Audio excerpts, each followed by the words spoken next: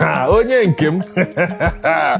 are you doing? Oh, good. Do you know that a bad or failing water pump can lead to complete engine failure? Seriously? I see I'm the whining guy. In case you don't know, the job of the water pump is to continuously circulate coolant from the radiator to the engine block to prevent overheating.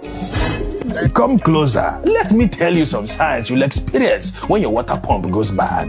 1. Leakage of coolant. That is for those of us that use coolant.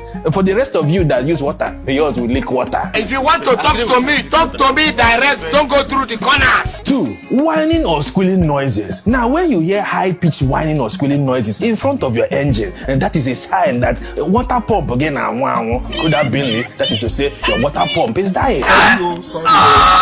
Faulty drive belt problem. A faulty water pump pulley will damage your drive belt or serpentine belt faster than normal. 4. Unstable temperature or overheating of your engine. Now, when your water pump is bad, it will not have the power to circulate coolant right around the engine. And if it doesn't have the power to circulate it, I'm sorry, your car will overheat. Oh, good.